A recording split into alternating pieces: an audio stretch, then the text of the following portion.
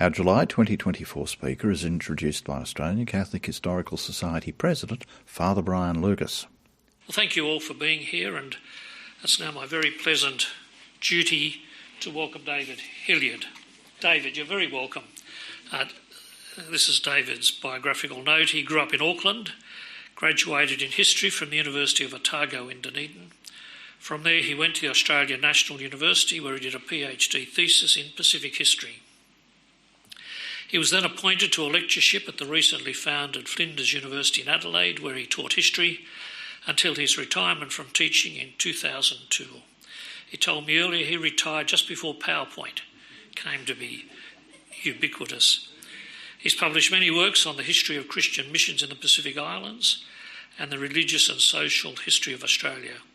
And for 6 years, until 2022, he chaired the Sisters of St Joseph History Committee. In 2015, he was awarded the Medal of the Order of Australia for service to education through the study of the history of religion. David, we are looking forward to what you have to tell us today. Thank you.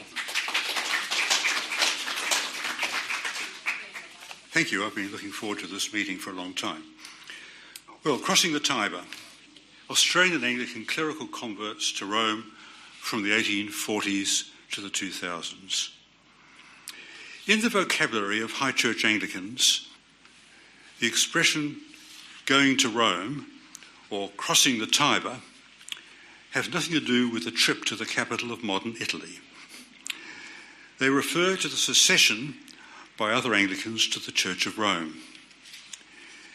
In England, though not in Australia, there was also the light-hearted verb to pope, as used in he has poped, or going over.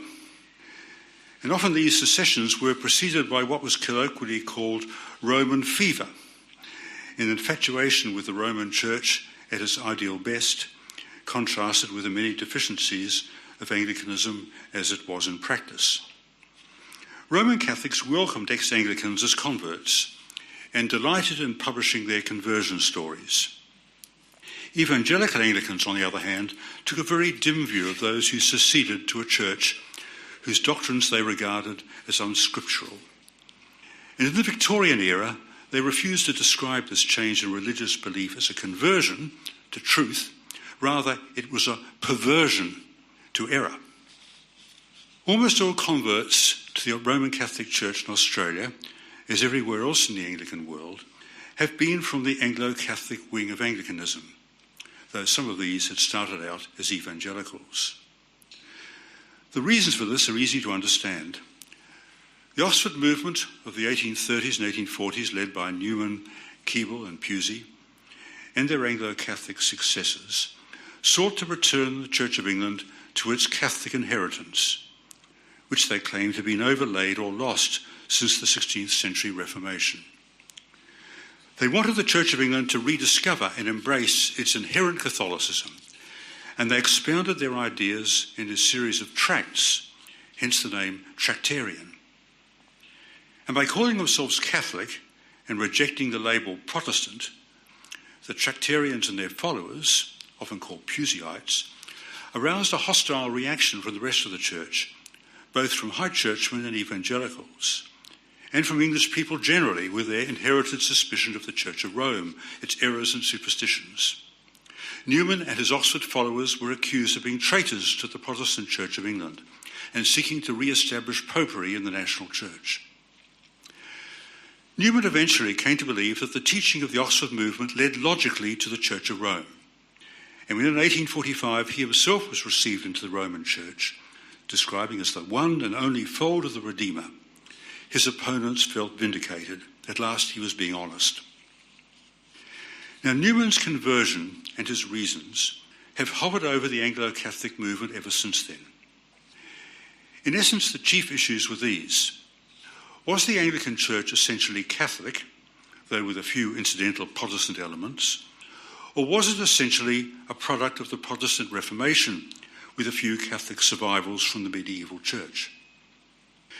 And which church of the present day was the closest historical successor, the historical continuation of the Church of Antiquity? Newman claimed that, quote, the present Roman Catholic Church is the only church which is like and it is very like the primitive church. Or as he put it in his essay on the development of Christian doctrine, did St. Athanasius or St. Ambrose come suddenly to life, it cannot be doubted what communion he would take to be his own. Well, the theology expounded by the leaders of the Oxford movement spread quickly to the Anglican churches in North America, Australia and New Zealand. William Grant Broughton returned from England in 1836 as first Bishop of Australia, with his thinking on the church influenced by Tractarian ideas. Tractarians taught that the Church of England owed its authority not to its connection with the state, but because of its origins in the primitive church and was governed by bishops who were the successors of the apostles. And Broughton found these ideas valuable because they supplied a firm basis for a distinctive Anglican identity in a religiously mixed society such as New South Wales. Some clergy with Tractarian sympathies migrated to Australia and New Zealand in the 1840s. In Sydney, they were welcomed by Broughton, though not by the colony's evangelical clergy. And by 1845, 3 of Sydney's principal churches, St Andrews, St James and Christchurch, had clergy who were Tractarian in their theology. Protestant-minded colonists did not like what they heard of Puseyism. A colonial newspaper in 1843 published a lengthy article on the origins, character and prevalence of Puseyism and wrote, "We trust that it will be long ere the sickly weed of Puseyism will be suffered to strike root in the soil of Australia." And that is the background to the most famous conversion event of the 19th century. In February 1848, 3 years after Newman's secession to the Church of Rome, 2 of Bishop Broughton's clergy, R.K. Sconce and T.C. Mackinson, resigned their licences as Anglican priests and were received into the Catholic Church, Sconce being received by Bishop Polding himself. Sconce, an Oxford graduate who came to Australia from England in 1840 and was ordained priest by Broughton in 1842, was incumbent of St Andrew's Church in Sydney, the precursor of the cathedral. And Broughton regarded him highly. Of the Sydney clergy, he wrote, "Myself and Sconce are the only 2 thoroughly sound." And Mackinson, a Cambridge graduate, who in 1837 had been recruited for service in New South Wales by the Society of the Propagation of the Gospel, was less prominent. He had been incumbent of St Thomas's Mulgoa and in 1848 had taken temporary charge of St Peter's Cook's River. Both men were followers of the Tractarians, convinced that the Church of England was part of the Catholic Church, and both were married with young families. The historian Ken Cable observed that the conversion of Sconce and Mackinson to, he said, an apostate, lower class and Irish church was seen as a social and national betrayal. Slide 2. That's his apologia, and actually you can read it, you can download it on the internet. It's available as a free book, you can read the whole thing. Anyway, Sconce published an account of his reasons, said, reasons for submitting to the Catholic Church. Mackinson, we don't know much about him. Mackinson was less public about his reasons, but the essence of the argument was this.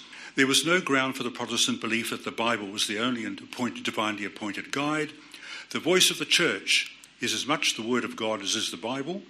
The theology of the early Church was essentially the same as that of the Church of Rome, and the Church of England, which taught different things from its pulpits, could not claim to be the Church. He said, we must choose between the Church of St Peter and that of Henry VIII. Well, that was pretty good, isn't it? I saw every ground, he said, for believing that the Church, in communion with the See of St Peter, on whom it was founded, was to be unhesitatingly followed. Here, then, was an infallible and practical answer to the question, what is the Church? It is that society which was founded by our Lord Jesus Christ himself upon St Peter, against which the gates of hell should never prevail, the Church which was committed to the government of St Peter and his successors, the Church which, as an undeniable historical fact, has ever been so governed, has ever been one, has ever taught one and the same doctrine, the Holy Catholic and Apostolic Church. True Protestants, he said, who claimed that high churchmen were semi-papists and that Oxford theology leads to Rome, were quite right. It did. Well, of course, that caused a great uproar in Sydney. Broughton published a reply and Sconce then produced a rejoinder. And in this he embarrassed Broughton by claiming that the bishop's sympathy for the ideas of the Oxford movement had been, quote, very useful in leading people to the conclusion that the primitive church was identical in its character with that which is now in communion with the Holy See. So in New South Wales there was an uproar, the Protestant temper of Sydney's lay people was reinforced, and Broughton's position was weakened. The small group of high church clergy in Sydney reacted as fiercely as did the evangelicals. On the Sunday after the news broke, William Walsh, incumbent of Christchurch, that is Christchurch and Lawrence, who had been a friend of Sconce, preached a lengthy sermon to reassure his shaken congregation. He took as his text 1 Thessalonians 5, 21-22, prove all things, hold fast to that which is good, abstain from all appearance of evil. And this was published as a pamphlet called Our Duty Under Recent Perversions to the Church of Rome. Some extracts. We are indignant for what we cannot, but in some respect, even in all charity, esteem an act of betrayal and unfaithfulness. They had been ensnared into preference for the unscriptural falsities of the worship of Rome. Do not let the jeers and scoffs of those who would now triumph in this time of our trouble shake you from your confidence. I, who was for many years united in close friendship with one of the perverted, am to be falsely suspected as I myself too perhaps unfaithful. No true son or daughter of the Church of England can be led into the erring communion of Rome if they will attend dutifully to their mother's voice, teaching them the way of truth. So that was a strong response from the high church clergy to hold their flock. Do not follow this. This is a dangerous path. For all convert clergy, having given up their income and their accommodation, the immediate problem was how to maintain themselves and their families. Bishop Polding initially employed both Sconce and Mackinson as teachers in the lay school attached to St Mary's Seminary, and then at the seminary. From 1858, Mackinson was a fellow of St John's College within the University of Sydney. And from 1856 to 1877, he was Archbishop Polding's secretary and trusted confidant, or safety valve. It's likely that he contributed to many of Polding's pastoral letters. He died in 1893. Sconce, after teaching at St Mary's, began studying law, but died in 1852. So he dies within the Catholic Church, but only 4 years after his reception. If Catholics had expected further conversions in the steps of Sconce and Mackinson, they were to be disappointed. As far as we know, no lay Anglicans outside their own families followed Sconce and Mackinson into the Church of Rome.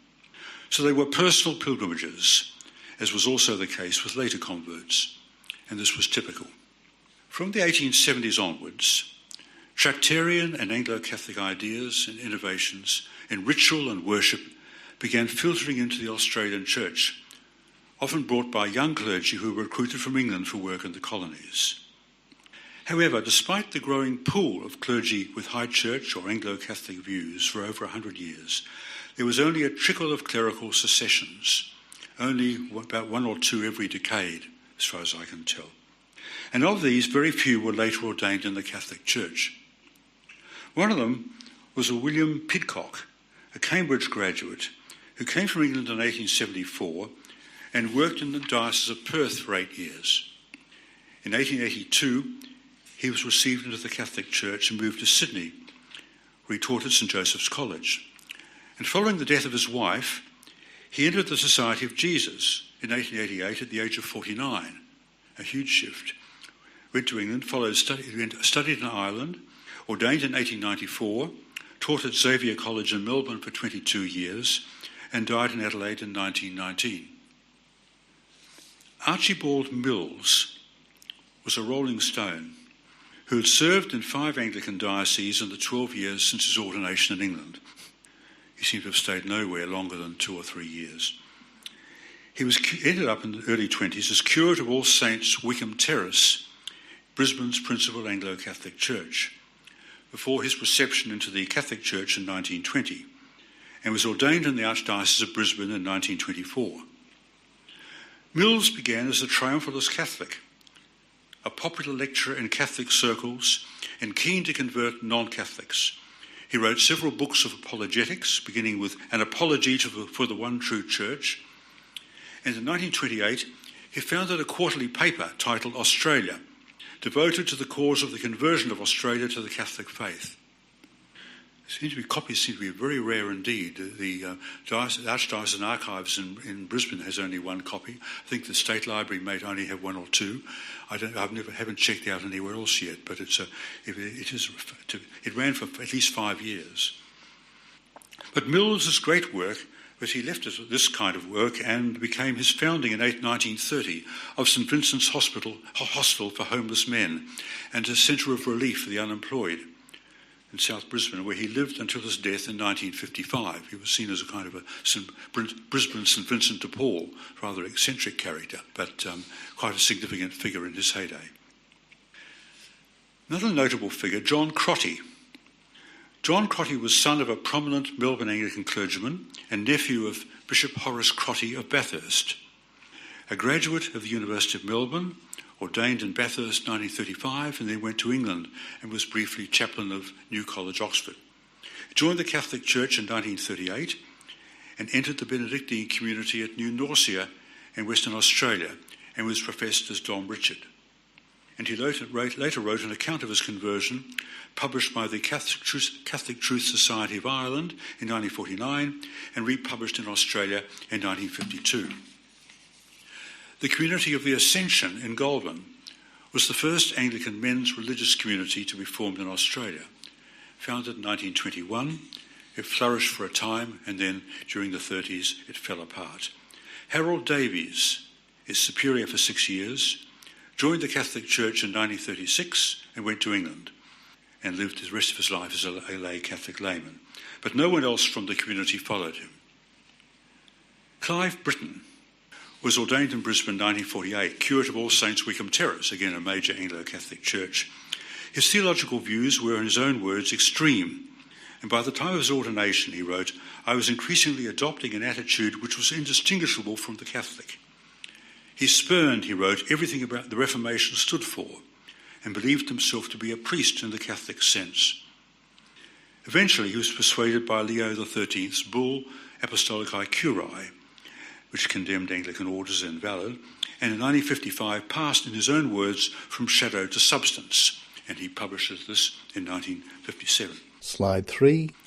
Following study in Rome at the Beta for late vocations, he was ordained in 1961 and returned to Brisbane. He continued to swim against the tide. He found it hard to adjust to the liturgical and other changes introduced by the Second Vatican Council. In the early 1970s, he dropped out of the active priesthood and took secular employment in Sydney for many years. He later returned to Brisbane and, although unlisted in the Catholic Directory, was given a priest's funeral in St Stephen's Cathedral. But it seems from one who knew him in that period he dropped out of any participation in the church, but he returned in the latter years of his life. During the 1960s, there was a trickle of converts. If they were married, they took up another career and then disappear from view. Several who were single were accepted as candidates for the Catholic priesthood and were ordained. One of them was Geoffrey Jarrett, ordained in the Archdiocese of Hobart in 1970 and appointed Bishop of Lismore in 2001. He had been received into the Catholic Church in 1965 while a deacon in the cathedral parish in Rockhampton. The reason for his conversion, he later wrote, was his realisation that he was not able to teach crucial Catholic doctrines, such as the real presence, as the truth, but only as a personal opinion or interpretation. As he wrote, to be left an open question, to be taught to some but not to others, to be held by some but not to others. He realised this was intolerable, and he realised, I had to become a Catholic, which he did. Another convert, Kenneth Hodgson, had a strange and erratic career. Initially, he was a member of the Brotherhood of St Lawrence in Melbourne, ordained in a rural Catholic Victorian diocese. In 1959, when chaplain of All Saints College in Bathurst, he was received into the Catholic Church. And following study in Rome, he was ordained in 1961 for the Diocese of Maitland and taught with other priests at St Pius X College in Newcastle. 3 years later, he transferred to the Archdiocese of Hobart, where he served on the staff of the cathedral, where his liturgical knowledge and pulpit eloquence went down well. The reasons for this transfer was at least one accusation of sexual abuse revealed only in recent years. Then in 1969 he left and joined the Liberal Catholic Church with its theosophical connections. And an Anglican who knew him slightly said that he was really in search of a mitre. He really wanted to be a bishop of some sort. The Liberal Catholic Church, which had conferred orders, episcopal orders, he was looking for that. Then in 1970 he returned to the Anglican Church in Melbourne and was given charge of a small congregation under close supervision from the regional bishop. His licence was suddenly withdrawn in 1971. Returning to the Catholic Church, I was told he was employed as a religion teacher at a Catholic boys' school in Melbourne. Then he joined the Society of St Pius X, the Lefevreites, and worked first in the United States and then later in Australia at Mildura, where I heard again on someone who knew him. He felt he was being treated like the hired help, really. The St Pius X people regarded him as a priest on call and didn't pay him much money. And finally, he used his old connection with the Brotherhood of St Lawrence to be given a unit in a Brotherhood retirement village in Melbourne. He died in 2018, and he had been charged with sexual abuse, but the charges were dropped after a magistrate ruled that he was too old and frail to return to Newcastle for a trial. So that was a rather disreputable convert. Then married clergy. In the later 60s, we see an important development: the possibility of married ex-Anglicans to continue their ministry as Catholic priests. The first was Leighton Edwell of the Diocese of Bathurst. He was received into the Catholic Church in 1948, worked as a teacher for 20 years, and then in March 1969 was ordained in the Ukrainian Catholic Church, which allowed married clergy. So, although Edwell was the first former Anglican married Catholic priest in Australia, it seems that his ordination was not widely reported. It's tucked away in the papers, but they don't make a great deal of it. Almost at the same time, the barrier was being broken in several Latin Rite dioceses, and this became international news. Peter Rushton was a married man who had been ordained in the Anglican Diocese of Goulburn in 1950. Then several years later, while working in England, was received with his wife, who's a psychiatrist, into the Catholic Church. And later he worked as a lay missionary in Fiji. Back in Australia, his parish priest at Ryde initiated a request for his ordination. And supported by Cardinal Gilroy, the case went to Rome, then back to the Australian bishops, with a great majority supporting the request. Archbishop Young of Hobart invited Rushton to join his archdiocese, and Rushton was ordained in Sydney on the 7th of October 1969. And 12 days later, 3 married former Anglicans were ordained in Perth: Geoffrey Bayer, John Lyle, and Rodney Williams. Their paths were a little different, and happily for 2 of them it has been recorded. Geoffrey Bayer has written an attractive autobiography, and John Lyle is the subject of a biography. All 3 had a similar background. They were well-regarded parish clergy in the Anglican Diocese of Bunbury, and all were firmly Anglo-Catholic in their theology.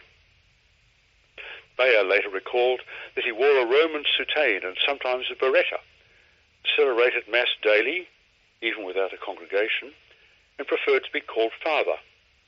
And he gave religious instruction in state schools based upon the Catholic syllabus. All 3 had become dissatisfied with what they saw as the theological ambiguity and compromises of the Anglican Church, and its seeming inability to take a definite position on anything, whether remarriage after divorce, which was a pressing issue in the 1960s, the nature of the Holy Communion service, and so on. They were drawn to the clear and authoritative teaching of the Catholic Church as the one true church founded by Jesus Christ. But they also had a strong sense of priestly vocation. In the small rural diocese of Bunbury, they became friends. On the grapevine, they heard of the possibility of married Catholic priests. One by one, during 1965-66, they approached Bishop Lancelot Goody of Bunbury, who heard them sympathetically, and referred their case to Rome. During 1967, Rome issued dispensations from celibacy. By this time, Goody had been appointed Archbishop of Perth, where there were openings for their ministry. With these assurances in place, the three priests then resigned from their parishes, and during 1968, with their wives and children, were received into the Catholic Church. Losing three of his clergy was a blow to the Anglican Bishop of Bunbury. On the other hand, their move to Rome did not trigger any other secessions of either lay Anglicans or clergy. Their parishioners, familiar with their rector's high church ways, were not greatly surprised and wished them well. Following a quick course in traditional Catholic theology, they were unenthusiastic about post-conciliar theology, the three men were ordained together in October 1969. This was reported in newspapers both in Australia and around the world. Slide 4. The Archdiocese of Perth gained three experienced and committed priests. All three ministered in various parishes until their retirement and death. Father Bayer is still alive in his 90s. The next married Catholic priest was also in Western Australia, William Holmes, who had previously served the Anglican Church in Tasmania. He was ordained in the Diocese of Bunbury in 1984. Slide 5. Since then, about a dozen married ex-Anglican clergy have been ordained in Australia as diocesan priests, that is, excluding the ordinariate. Now comes the question of the ordination of women. From the 1980s, the Anglican debate over the ordination of women to the priesthood created a wave of unrest and unease among Anglo-Catholics in the Church of England and other national Anglican churches. It affected Australia, but not New Zealand, where the theological outlook was very different, and conservative Anglo-Catholics were few in number. In Australia, the debate led to a wave of clerical secessions to Rome that ran on until the early 2000s. The central issues were these. First, the evidence from the New Testament and the early church for women in the ordained ministry was at best unclear, and there were powerful theological arguments against it. More consensus was needed. Secondly, there was the question of authority. Who had the authority to decide such a major break with apostolic tradition?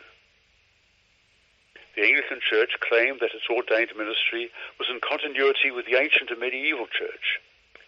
Local and national churches did not have the authority to take unilateral action and change the nature of the priesthood which Anglicans shared with Roman Catholics and the Eastern Orthodox churches.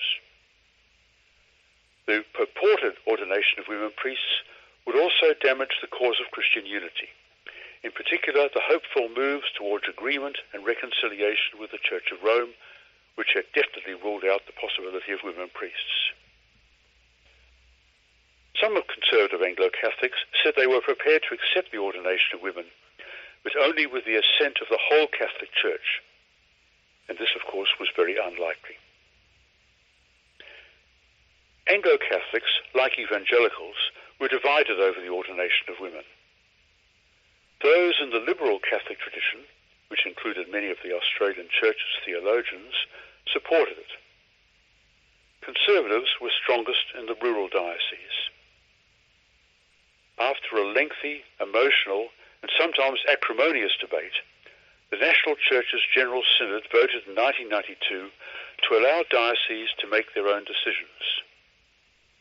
From then on, women were ordained to the priesthood in those dioceses which had voted in favour. And in 2024, all but 3 dioceses allow women priests. Conservative Anglo-Catholic clergy who opposed the ordination of women were very shocked. The reaction of Ramsay Williams, who was later ordained as a Catholic priest in the ordinariate, was typical. I regarded it as a breach of Catholic order and an innovation no local or national synod had the authority to introduce. I came to regard it as proof that Anglicanism no longer had the right to describe itself as Catholic in any meaningful way. For those clergy firmly opposed to the ordination of women and unwilling to work alongside them, there were four options. Some of those for whom the central issue was by what authority came to the conclusion that the disunity and doctrinal indecisiveness of Anglicanism on key issues pointed to the need for a single teaching authority. And this led to them to a reconsideration of the papal claims and a decision to join the Catholic Church. Others, about 13 in total, who sought a non-papal Catholicism, joined one of the Orthodox churches. Some, who were attached to traditional Anglicanism, decided to form a new structure, a continuing church. A diocese of the Anglican Catholic Church in Australia was formed in 1988. And others moved to a conservative diocese such as Ballarat, which continued to oppose the women's ordination. Many clergy who were initially opposed but did not leave the Anglican Church over time adjusted to the new reality and came to accept the ministry of women. The clerical secessions triggered by the ordination of women began in 1985, and between then and 2010, roughly, some 40 Anglican clergy were received into the Catholic Church for reasons directly related to the ordination of women to the priesthood and their opposition to what they saw as the liberal theology that lay behind it. Of these, about half were in parish appointments. The others were not in parish work or had retired from the active ministry, so their departure was not noticed in the same way. A few found themselves unhappy in their new home and later returned to the Anglican Church. At this time also, several other Anglican clergy joined the Catholic Church for other reasons, and a few because they were in disgrace for various reasons had nowhere else to go. The figure of 40 was just over 1% of the total number of licensed Anglican clergy in Australia. Compare this with the Church of England, where more than 400 clergy were received into the Catholic Church since the 1990s. Their path was made easier by the Church of England's decision to offer compensation for loss of earnings to priests who left the Church on the issue, if their claims were submitted by 2004. And I read somewhere, I think it recently estimated that about 1 in 10 of the Catholic priests in England are former Church of England clergy. These are old now, of course, it's 20 years on. A lot of them are older generations, they're getting retirement themselves, but it certainly plugged the gap for a long period.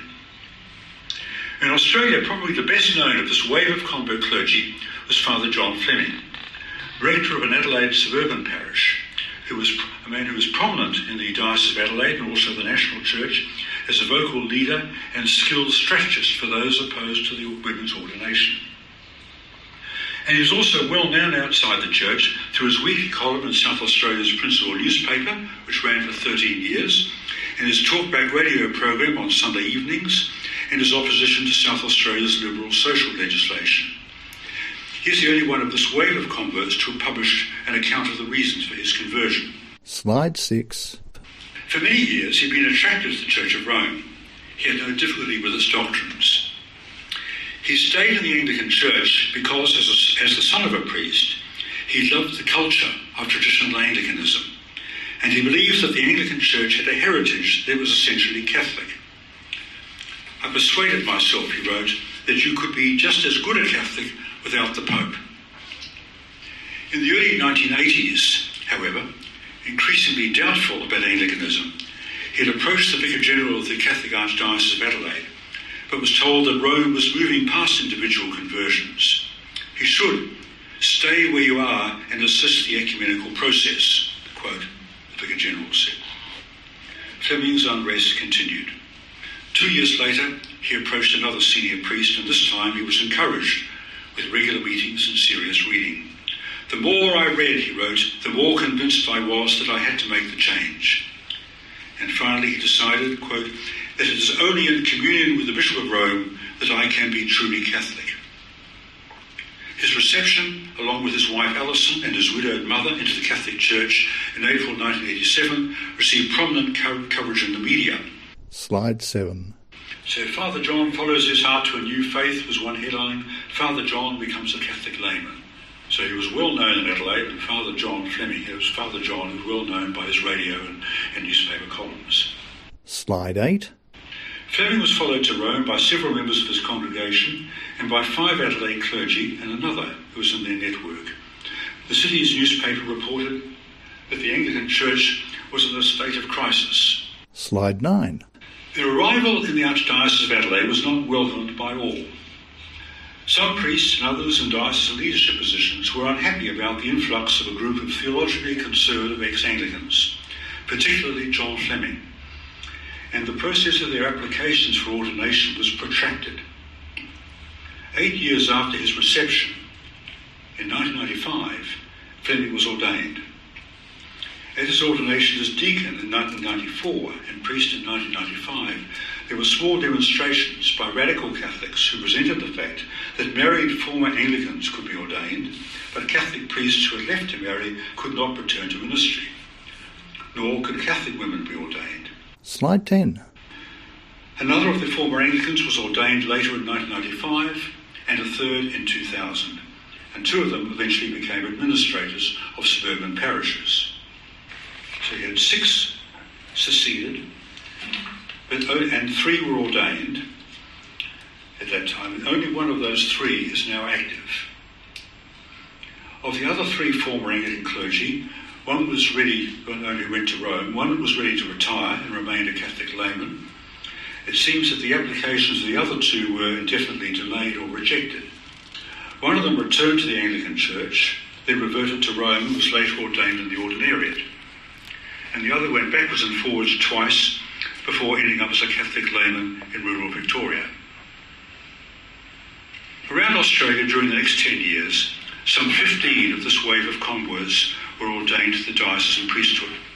The majority of these were married. The best known was Geoffrey Taylor, a former vicar of Melbourne's principal Anglo-Catholic church, St Peter's Eastern Hill, and he was received into the Catholic Church in 1993 after his retirement from active ministry. And here's the subject of a biography by a former Anglican parishioner who is now a Catholic priest in Melbourne. Slide 11. It's a very good biography if you have a chance to look at it at some point. Another was William Edibols, a former Dean of Ballarat, who'd been a passionate opponent of the ordination of women. And the reason in each case was very similar to John Fleming's. It was once possible, they argued, to believe that the Anglican Church was essentially Catholic, but this was no longer the case. Traditional Anglicanism had collapsed. By ordaining women to the priesthood, the Anglican Church showed that it was no longer part of the Catholic Church, but a liberal Protestant body. And of course that was not a term of endearment. The experience of these priests in Catholic parishes is beyond the scope of this paper. However, we can identify some areas of tension. Father John Lyle's recollections are revealing in Perth. On his first appointment to a suburban parish in 1969, he found the parish priest uncomfortable with a married priest as his assistant, and habitually put him down with remarks like, "How would you know? You've been ordained a month." Many Catholics could not accept the idea of their priest having a wife. As a parish priest in a working-class parish, Lyle found that his parishioners, quote, "did not accept me and made their feelings clear." And his wife Mary likewise experienced, quote, "offhand treatment and felt uneasy living in the parish." Their children, now in Catholic schools, quote, "copped plenty of ridicule because other children thought it strange that their father was a priest." And he also reflected, interestingly, that the family's change in religious allegiance had been done without input from the children. We had taken it for granted that they would settle, which eventually they did, but we should have handled things differently. So it wasn't always plain sailing. Some fared better than others. In 2009, the Vatican issued an apostolic constitution that provided for a personal ordinariate for Anglicans entering full communion with Rome, while preserving elements of distinctive Anglican spiritual and liturgical patrimony. In Australia, the personal ordinariate of Our Lady of the Southern Cross was created in 2012. It began with 15 priests. Some of them had ministered in the Anglican Church of Australia, and 4 of these were ordained together in Melbourne in 2012. 3 came to the ordinariate from the breakaway Anglican Catholic Church. Its liturgical book, Divine Worship, contains the Roman Rite Mass with elements of Anglican worship. The ordinariate began in a small way, and it continues in a small way, with 9 congregations, 15 priests, some of them retired, and some 160 listed members in 2024. Since its foundation, it has drawn very few active Anglicans and only 1 or 2 clerical converts. We take an overview then. In looking at Anglican clerical conversions to Rome, there are significant differences between the Church of England in England and Australia. Firstly, the number of converts in England was much larger and more illustrious. In Australia, there were no towering figures who brought a wave of followers with them and left their mark in both churches. Secondly, there was the nature of the Roman Catholic Church. Until the Second World War, the Catholic Church in Australia was essentially an Irish church in its social leadership and composition, and its ethos and style of worship were very different from Anglicanism.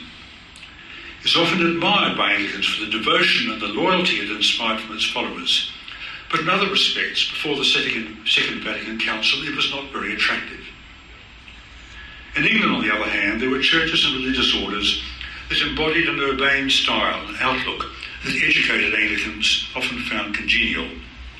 For example, the English Benedictine congregation, the Jesuits, and the London Oratory. In one of A.N. Wilson's early novels, a character refers to the Oratorians as, quote, retired Anglican clergymen. This was not the case in Australia. Thirdly, the great majority of Anglo-Catholic clergy in Australia had a strong sense of identity as English Catholics, that the Anglican Church was a legitimate branch of the Catholic Church, preserving the faith of the Catholic creeds and the apostolic ministry of bishops, priests and deacons, purified but not fundamentally changed at the Reformation. They resented Rome's refusal to acknowledge the validity of Anglican orders. They were unpersuaded by the papal claims to universal jurisdiction. And some scholarly Anglo-Catholics were vehement critics of papalism. They regarded the Roman Church as a sister church, but not the whole church. And they argued that it added to the Catholic faith dogmas that had no historical or scriptural justification. In essence, Anglicanism, standing for Catholicism without the Pope, is Catholicism in its original and purest form. Slide 12. This was a book published in the 40s by the chaplain of Trinity College, Melbourne, a scholarly statement of the Anglo-Catholic case against the Church of Rome. Not a polemical work particularly, but certainly setting out the claim of the papacy being a usurpation, if you like, an illegitimate development. The pure Catholicism was without the Pope. And finally, there were significant financial obstacles. Clergy who converted to Rome lost their income, their house and their identity. Until the 1960s, if they were married, they could not continue doing the work they loved. Usually they found employment as a layman somewhere in the Catholic Church until a decision was made on their ordination. But for those with families, the path was not easy.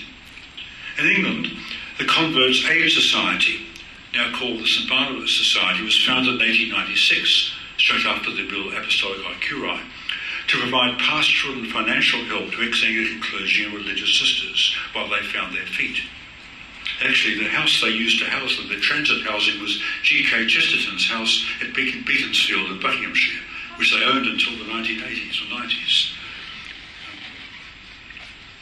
In Australia, not surprisingly, over half the known clergy converts of the 20th century were single, some of whom later sought reordination, or had retired from active parish ministry and therefore had some financial independence. Migration from one religious group to another is, like all human migration, a mixture of push and pull factors. The migration of Australian Anglican clergy across the Tiber to the Catholic Church illustrates both forces. In each era, they reflected the fault lines and tensions within Anglicanism generally and within Anglo-Catholicism in particular. They injected into the Catholic Church in Australia the first examples of married clergy. However, overall, they were personal pilgrimages, which did not alter the relationship between the two churches, and nor did they change the religious landscape of Australia. Thank you. That's it.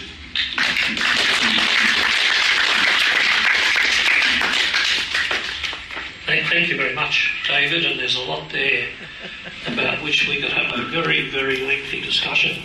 And we have some time for a not so lengthy but a reasonably thorough discussion. So I invite questions or comment. Thank you, David. Clive Britton, as we mentioned, was a curate in my own parish in Brisbane, and my mother loved him very much, though she was a staunch Irish Australian Catholic. And my wife and I used to entertain him often over dinner when he came to Sydney. But he was very much an English, terrible gentleman out of the literary mould. Yes, but he was Australian. He wasn't really an English gentleman at all. David, many thanks for your presentation. If I may, just a quick historical comment about that very fine man, Peter Rushton, and his wife and family. My brother John, who's here now, John and I were at his ordination in 1969, and coincidentally his daughter was in my wife's class at Santa Sapina College. And many years ago we met his daughter, and she said that her father in the parish in Hobart, I think, it was a very difficult situation for him because of the expectations of Catholic parishioners, constantly being contacted at the family dinner time, that kind of thing, which caused considerable stress. So I just note that because I think it's relevant in terms of what was involved for a married man becoming a Catholic priest at that time. Yes. He had a small parish of St Mary's in South Hobart. It may not be St Mary's, South Hobart anyway. I know the church, I've seen it. He was there. His daughter, is that Anne, his daughter? Yes. She wrote a history of the Catholic Women's League in Tasmania. I see. Well, Yes, there you are. and Yes. there's Rushton, I forget the name she uses, but anyway, there was a history. And there's another, that's an interesting point. Also, of course, it was a very significant adjustment for the wives of priests. Absolutely. And yes. they had to learn, really, they could not expect to be and try to be the equivalent of an Anglican rector's wife.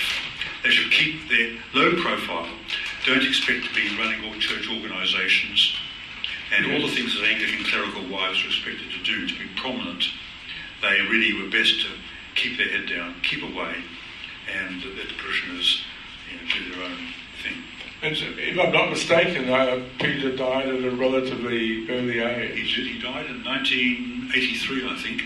Quite early. 81. 81 was it? Yes. Right. Yes. Yes, he didn't have a long time there, but he was obviously a very significant person. Yes. Thank you. It's a pity he died early.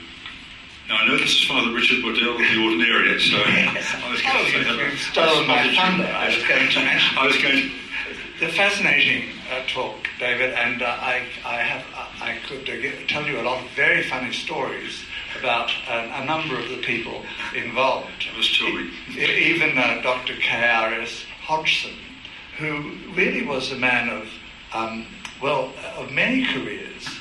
He had a PhD from some sort of obscure American university, which he put after his name as D. Phil, which was a little bit misleading.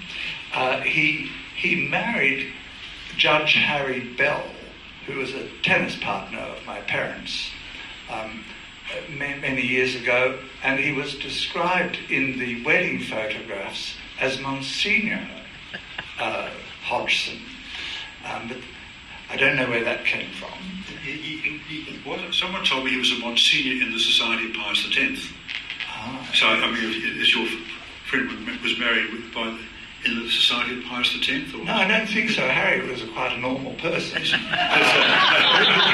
but he functioned. He didn't function as a Catholic. He functioned as a Catholic priest only for a few years in the 1960s. Yeah.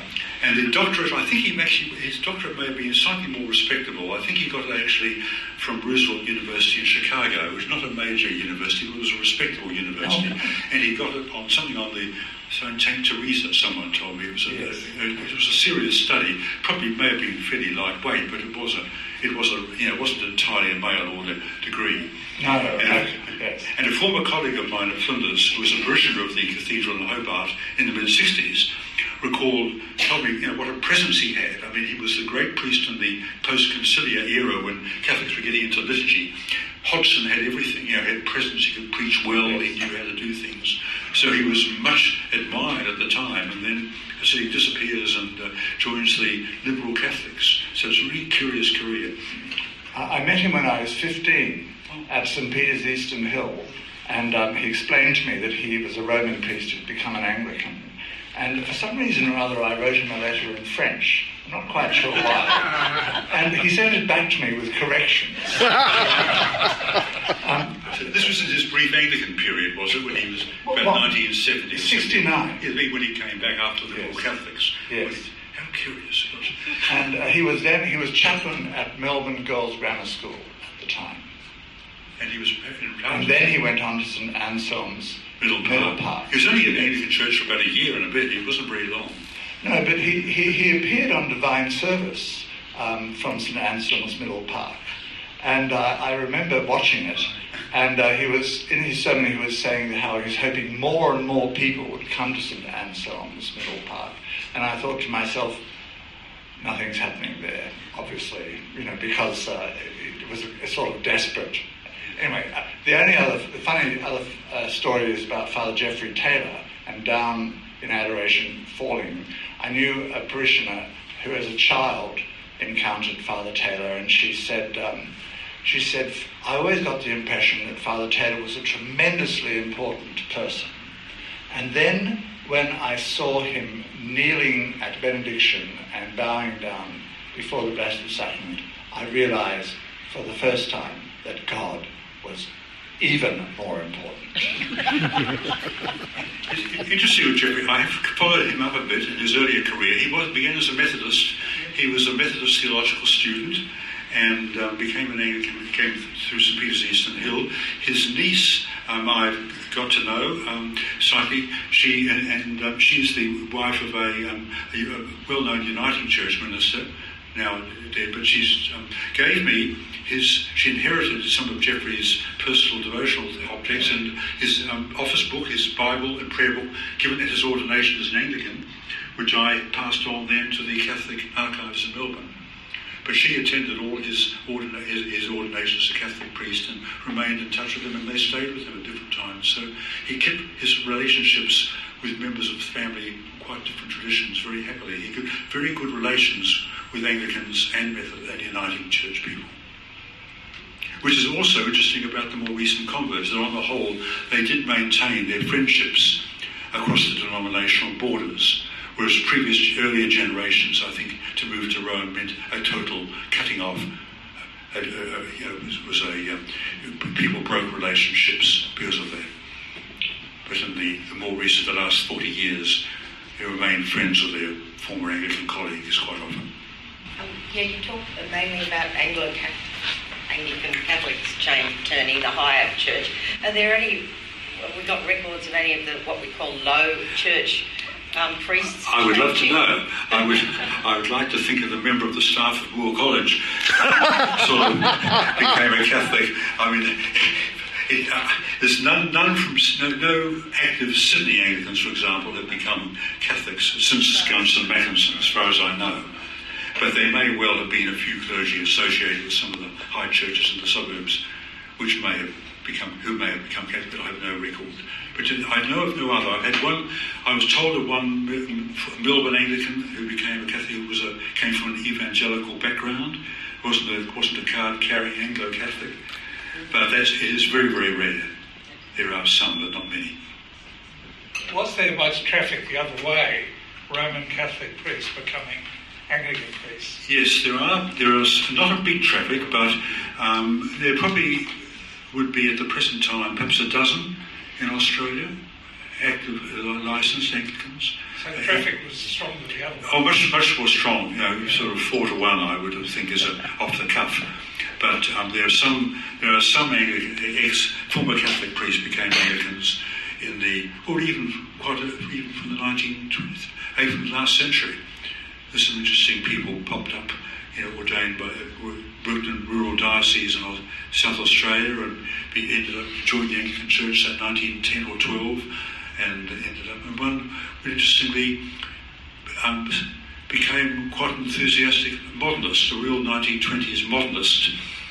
And wrote a number of books which were seen as very heterodox at the time. But so they're interesting paths, often of course accompanied by marriage. But there certainly are some, and I would think if you went through the Anglican directories, which I haven't done, you might find 15 or 20 names of people who were ordained as Catholics, who therefore received the Anglican Church, not reordained, of course. Thank you very much, David. For the paper, can I just add a little PS? Do. A few weeks ago, one of the Anglican Church's most prominent and best theologians became a Roman Catholic. Become or is becoming? He's become a Roman Catholic. Yes. He's in the process of being ordained. Scott Cardell was a priest in the Canberra diocese. He came, I think, originally from Brisbane. He has an international reputation as a Girard scholar. And I guess the comment I would make is it's gone down like a pin in a busy room in the Anglican Church. There were only 1 or 2 supporters at his reception in Canberra, and I think that probably tells you something about the diminution of the importance of these differences ecclesiastically in our modern world. I don't think in the Anglican Church in Australia it matters nearly as much as it used to, and especially in this case where he left because of the growing influence of Sydney evangelicalism, and that of course is not going away. Thank you. Yes. You had told me about Scott, who I used to know slightly in Adelaide some years ago, but I wasn't aware that it actually had been received into the Catholic Church. But anyway, that's a very interesting sort of postscript to my paper. And I said there'd be no theological heavyweights. Well, obviously there is one, and it's happening right this year. So that's. An audience member mentioned former MSC priest Father Frank Sheehan, who went over to Anglicanism, married, and at length became Canon Frank Sheehan OAM at St George's Anglican Cathedral in Perth. He was a significant Sunday night ABC radio broadcaster.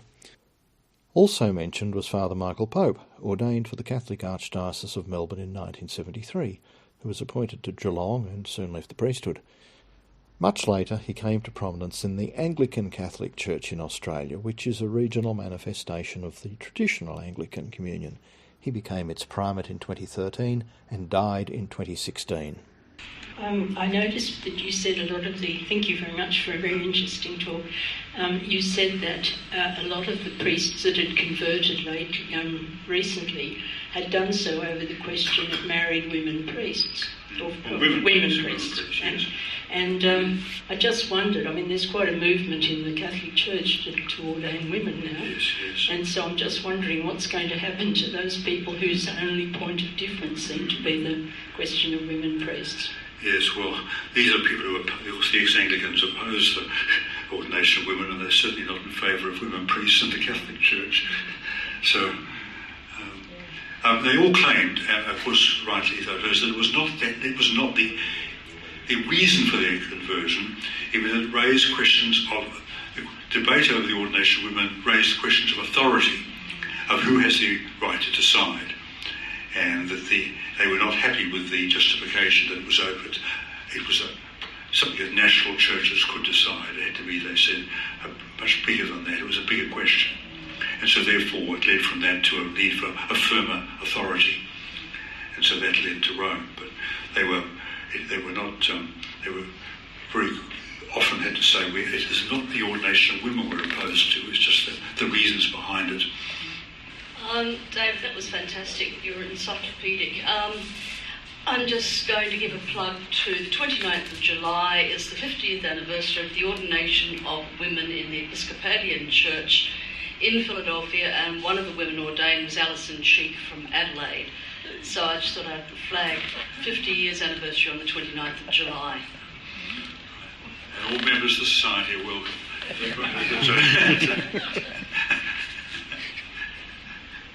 Thank you very much for a very interesting presentation.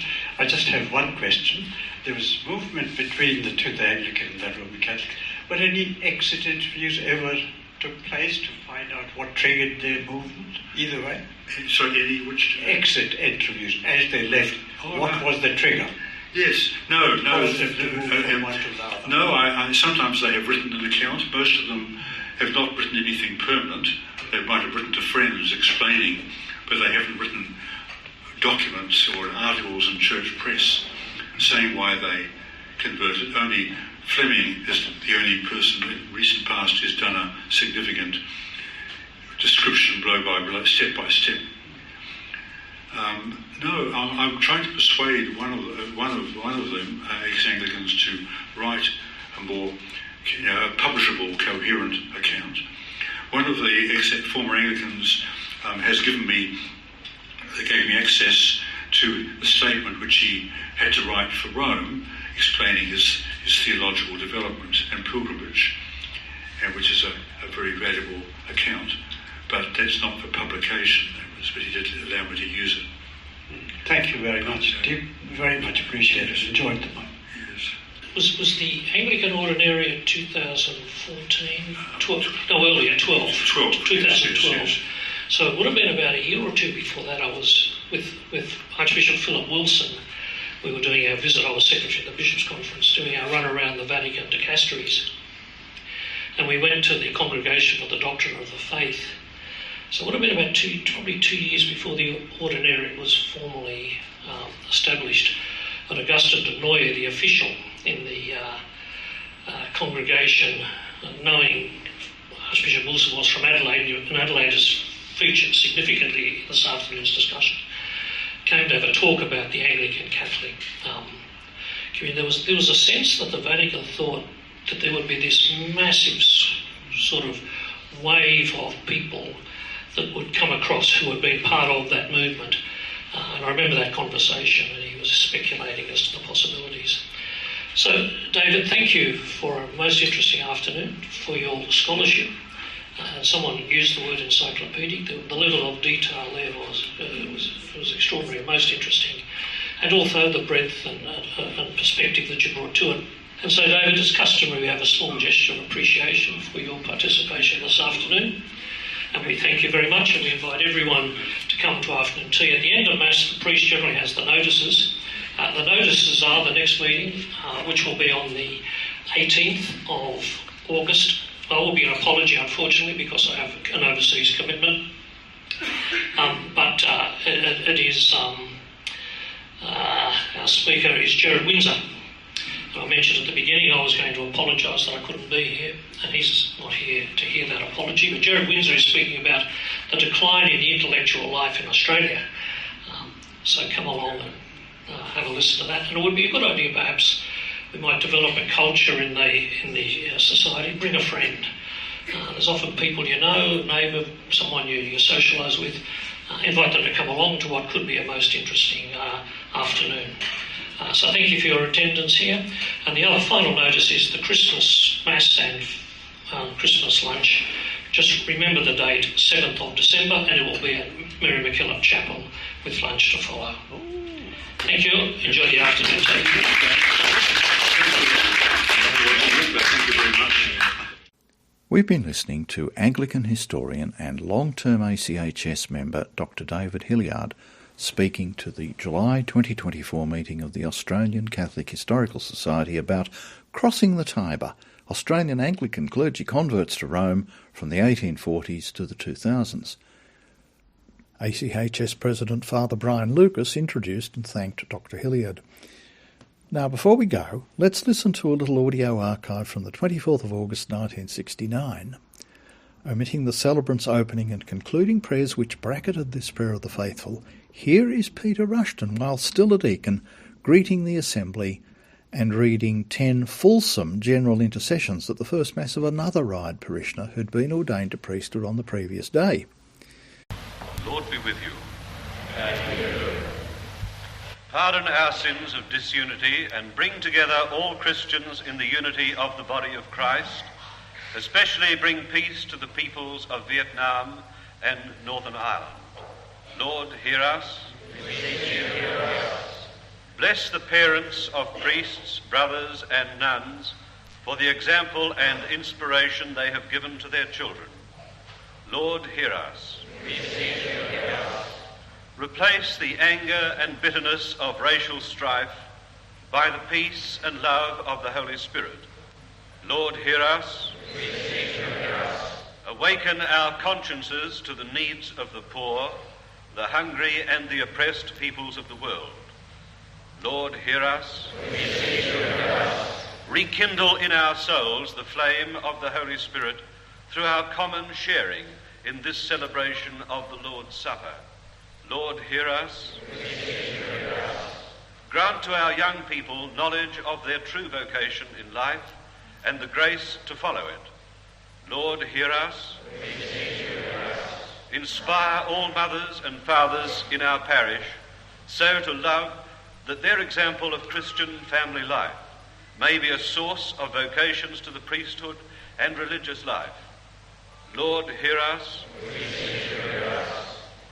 May your priest, Tony, in his love for all men, give true witness to your love for the Father, and may all men whom he serves come to know your love. Lord, hear us.